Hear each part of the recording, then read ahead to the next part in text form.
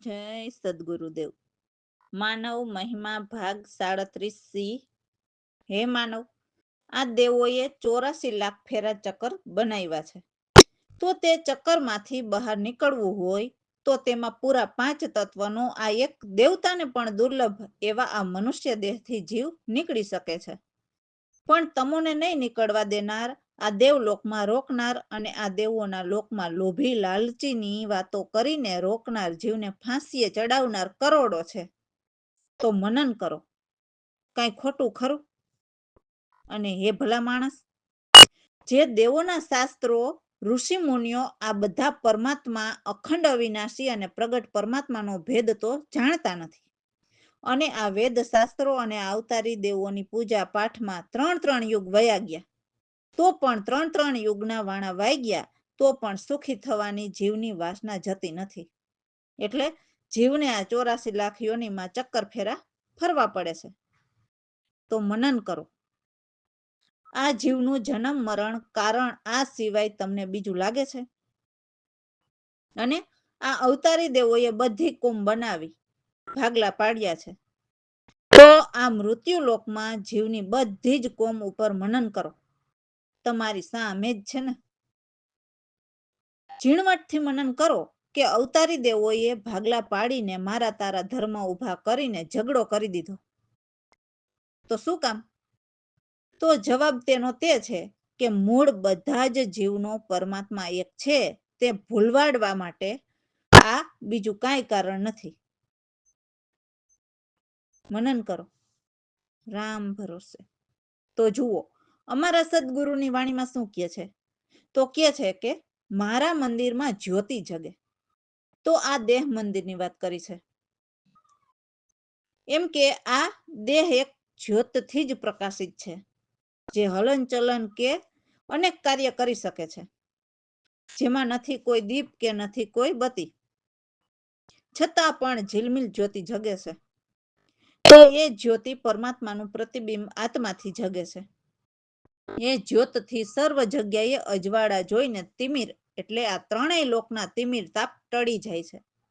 અને એ ઘરે અનહદ વાજા વાગે છે અને કર વિના તાળી વાગે છે. એટલે સુરતા ભજન કરતા એવા આનંદ આવે છે. તો સદગુરુ પ્રવીણરામ આત્મા સ્વરૂપે આ કાયા દેહ મંદિરમાં વસે છે. એ બધું દાસલાલ સાજ સજે એટલે એ સદગુરુ કૃપાથી જાણે છે. જય સદગુરુદેવ. હારે મારા મંદિરમાં જ્યોતિ જગે, દીપક બત્તી વિના ધરીને, ઝિલમિલ જ્યોત જગે રે. હરે મારા મંદિરમાં જ્યોતિ જગે, એ જ્યોતિના સકળમાં અંજવાળા દેખીને તે રટાડે. હારે મારા મંદિરમાં જ્યોતિ જગે, અનહદ વાજા વાગે રે, કર વિના તાલ વાગે રે.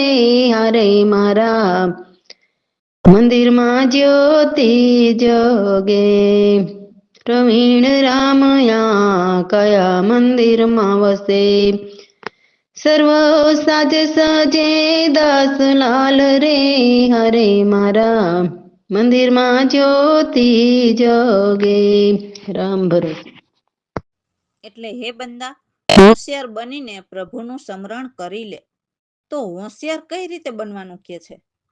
તો કે આ કહેવાતા જ્ઞાની શરીરમાં ગોતવા મોકલે છે કે આમ કરવું પડે ને તેમ કરવું પડે.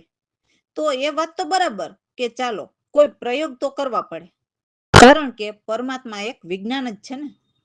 પણ એ પરમાત્મા વિજ્ઞાનીને આપણને બતાવ્યા ન હોય તો જલતા જગતમાં ગમે તેટલા પ્રયોગ કરો તો શું એ કદી સફળ થાય?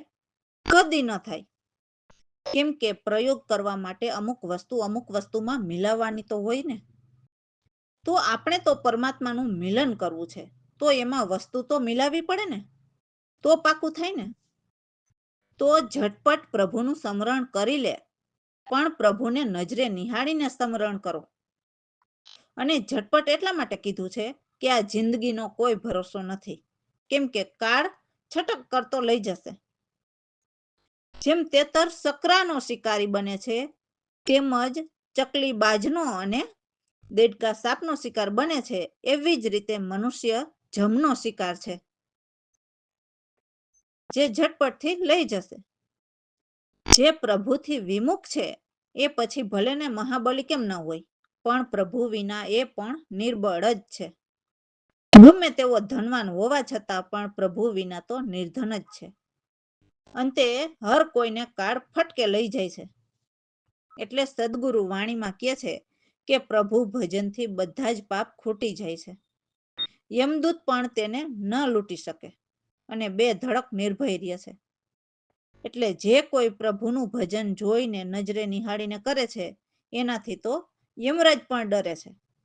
તો એવું ભજન સદગુરુ પ્રવીણરામનું છે, જે અમર પુરુષ પ્રભુને મુખથી આઠે પહોર સમરતા રહીએ છે. જય સદગુરુદેવ. હોશિયાર થઈને બુંદા હરિનું સ્મરણ કરી લે ઝટપટ. કઈ નક્કી નહીં જિંદગીનું, લઈ જાશે કાળ છટકતી રે. તેતરનો હે શિકાર જે ચકલીનો બાજ તેમો, હે મેઢકનો સાપ એ તને જમ લઈ જશે ઝપટથી રે. હોશિયાર હે થઈને બંદા હરિનું સ્મરણ કરી લે. જે પ્રભુથી હે વિમુખ રે, હે મહાબલી પણ નિર્બળ રે.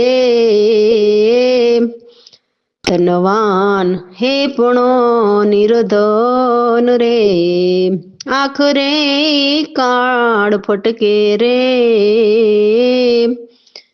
હોશિયાર હે થઈને બંદા હરિનું સ્મરણ કરી લે. હે પ્રભુ ભજનથી છૂટે સર્વ પાપ કર્મો ખૂટે રે. યમદૂત તેને ના લૂટે રે, નિર્ભય રહે બેધડક રે. હોશિયાર હે થઈને બંદા હરિનું સ્મરણ કરી લે. હરિનું હે ભજન જે કરતા રે, યમરાજ તેનાથી ડરતા રે. પ્રવીણ રામ હે અમર પ્રભુને મુખથી રટતા રે. પ્રવીણ રામ હે અમર પ્રભુને મુખથી રટતા રે. હોશિયાર થઈને બંદા હરિનું સ્મરણ કરી લે ઝટપટ. રામ ભરોસે. તો હવેની વાણીમાં એમની સખીને વાત કરતા કહે છે કે હે સખી, તું મારી સૌથી મન ભાવતી વાત સાંભળ. કે છે કે હે સખી, હું તો સાસરીએ બહુ જ સુખ પામી. તો સાસરિયું પરમાત્માના ઘરને કહે છે. ત્યાં બહુ જ સુખ છે, જ્યાં અવિનાશી મહાસુખકારી મારા પ્રભુ બિરાજે છે. એટલે હે સખી, તું આ ઘર વિદ્યાના ખોટા ક્લેશ હટાવીને મારી વાત સાંભળ, જ્યાં બહુ જ સુખ પામીશ. હું તો અમરાપરના વાસી પિયાની પ્યારી બની ગઈ. તો આ સુરતાની વાત છે કે સુરતા પિયુ પરમાત્માની પ્યારી બની ગઈ અને કહે છે કે એ સખી, એ તો મારા પર સવાયો પ્રેમ રાખે છે. પિયરીએ તો બહુ ભારી દુઃખ લખ્યા અને સંશય શોકથી પણ ઘવાયા, પણ મારે સાસરીએ તો બહુ જ સુખ છે. હે સખી, સત્સંગ લાવ્યા અને શબ્દ સુરતામાં રાખીને મનના બધા જ મેલ ધોયા અને સારા સાધન શૃંગાર કર્યા, જેથી હરદિન રૂપ સવાયા. એટલે મારા પિયુ પરમાત્માના નામના શૃંગાર કર્યા, જેથી રૂપ સવાયા થયા. એટલે જ્ઞાનમાં વધુ સમજ આવી. હું તો પ્રીતમની પ્યારી બની, જેથી બહુ જ આનંદ આવે છે. એવા સુરતાથી પરમાત્માના આનંદમાં સદગુરુ પ્રવીણરામ સમાયા. તો એ સખી, આ વાત બહુ આનંદની વાત સાંભળ અને એવા સદગુરુના શરણે ચાલવાનું કહે છે. જય સદગુરુદેવ. એ સાંભળ સખી મોનો ભાવતી, હું તો સાસરીએ સુખ પામી રે. સાંભળ સખી મોનો ભાવતી, સખી અવિનાશી મહાસુખકારી. ગૃહ વિદ્યા કલેશ ટાવી, સાંભળ સખી મોનો ભાવતી. અમરાપુરના વાસી પિયાની પ્યારી, રાખે તો પ્રેમ સવાયો. સાંભળ સખી મોનો ભાવતી, પિયરીએ લખ્યાયતી ભારી. સંશય શોક ગવાયા, સાંભળ સખી મોનો ભાવતી. સતસંગ લાવ્યા શબ્દ સુરતામાં રાખી, મનના મેલ સગડા ધોયા.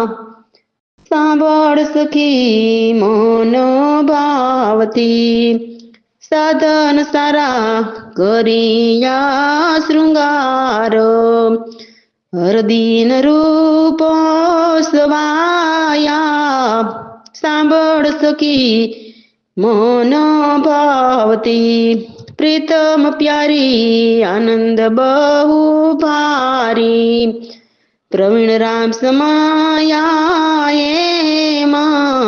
સાંભળ સખી મોનો ભાવતી, સાંભળ સખી મોનો ભાવતી. રામ ભરોસે. તો સુરતાથી પરમાત્મામાં સમાયા એવા સદગુરુને પામીને હવે તો હું પણ રામ ભજન કરીશ. કેમ કે મને મનુષ્ય દેહ મળ્યો છે તો હું તો બહુ જ ભાગ્યશાળી છું, જેથી સદગુરુ ચરણે રહીને સત્ય જ્ઞાન પામીશ. જેમ શ્રાવણ વર્ષે અને બધા હરખાય એમ મને સદગુરુના જ્ઞાનની બુંદ જળ લાગી, જેથી જાણે ભાદરવો ગાજે એમ સર્વ સાધન સાજે, એમ સત્સંગમાં સારા ગુણ પામી અને શ્વાસોશ્વાસ પ્રભુનું રટણ કરતા મનમાં અતિ આનંદ ઉલ્લાસ આવે અને સદગુરુ કૃપાથી સારી ગમ પડી. કારતક સર્વ કામ સરીને ભ્રમ ભૂખ સર્વે ભાંગી ગઈ. તો સદગુરુ કહે છે કે કારતક મહિનો બેસે તે દિવસે સવારના સ્વર જોવા, જેના પરથી આખા વર્ષનો ખ્યાલ આવી જાય છે અને આ સ્વરોદય જ્ઞાનમાં પણ સમજાવેલું છે. તો આ બધી સમજ આપનારા મને સદગુરુ પ્રવીણરામની પૂરી આશા છે, જેથી ગુરુગમના અનુરાગ ભીતર ભર્યા છે. જય સદગુરુદેવ. હવે હું તો રામ ભજન કરીશ, મેં તો મનુષ્ય દેહ પાયો. હું તો બહુ બળ ભાગી, શ્રાવણ વર્ષે સર્વે હરખે જ્ઞાન બુંદ જડ લાગી. હું તો રામ ભજન કરીશ, પાદરવો ગાજે સાધન સાજે. સતસંગમાં ગુણ પામી, હું તો રામ ભજન કરીશ. શ્વાસ મનમાં ઉલ્લાસ, સાધન સારગમ પડી. હું તો રામ ભજન કરીશ, કાર્તકે કરસી કારજ સરસી. બ્રહ્મભૂખ સર્વે ભાંગી, હું તો રામ ભજન કરીશ. પ્રવીણ રામની પૂરી આશા, ગુરુ ગંભર્યા અનુરાગી હું તો રામ ભજન કરીશ હું તો રામ ભજન કરીશ રામ ભરોસે એટલે હે મન તું વિષયની આશા કરીશ નહીં. જો તું વિષયની આશા કરીશ તો જન્મ મરણના દુઃખ લઈશ. અને જેમ મૃગા એક રંગ રાતા પ્રાણ ગયો સુણરીજીને, એટલે હરણાની જેમ પાણી માટે ભટકી ભટકીને અંતે પ્રાણ જતા રહ્યા, એમ હે જીવ તું જો એક વિષય રસને માણવા જઈશ તો તારા પણ પ્રાણ એમ જ રીબાઈને જશે. હે મન મતવાલા, એમ આંધળા એમ સ્પર્શથી અને સ્વાદમાં બાંધી દે. જેમ પક્ષી પતંગિયા રૂપના આશિક અગ્નિમાં રંગ જોઈને ભરમાય અને પછી તન બળીને ખાક થઈ જાય, એવું ખાક જીવન જીવે, તેમ માછલી પણ જીભના સ્વાદ લેવા માટે લલચાઈને તડપી તડપીને મરે, અને ભમરા પણ ફૂલના રસને માણવા જતા મૂંઝાઈ મૂંઝાઈને મરે છે.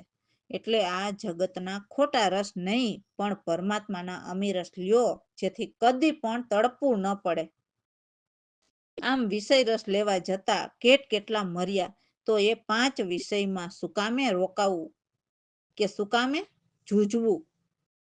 લાખ વાતની એક વાત એ જ છે કે વિષયને ત્યાગીને મુક્ત રહીએ. એમ સદગુરુ પ્રવીણરામ મનને સમજાવે છે અને જગતના જીવને પણ કહે છે કે જો વિષય રસનો ત્યાગ કરીએ તો આત્મ સુખ પામીએ. રામ ભરોસે. જય સદગુરુદેવ. હે મન તું વિષયની આશા ન કરજે, આશા ન કરજે. જો તું વિષયની આશા કરીશ, જન્મ મરણના દુઃખ લઈશ રે. મન તું વિષયની આશા ન કરજે, આશા ન કરજે. મૃગા એક રંગ રાતા પ્રાણ ગયો સુણરીજીને, હે મન તું વિષયની આશા ન કરજે. મન મદ મત વાલાયંદા સ્પર્શ સ્વાદ બાંધી દીજીએ, હે મન તું વિષયની આશા ન કરજે.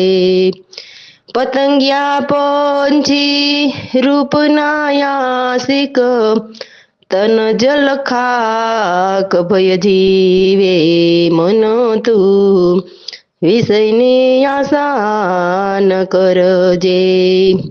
મછલી રસની જીન્હાને લાલચ કંટક પાસ મરી જીવે, મન તું વિષયની આશા ન કરજે. ભમરા પ્રાણ વસી દુઃખ પામે, ફૂલોમાંથી થોડું લઈએ, મન તું વિષયની આશા ન કરજે. એક એક કરીને એટલા મોરિયા, 5 વિષય કેમ જૂજીએ, મન તું વિષયની આશા ન કરજે. લાખ વાતની એક વાત એ જ, વિષય તજી મુક્ત રહીએ, મન તું વિષયની આશા ન કરજે. કહે પ્રવીણ રામ સમજ મન મારા, આત્મ સુખ લખ ધરીએ, મન તું વિષયની આશા ન કરજે. રામ ભરોસે.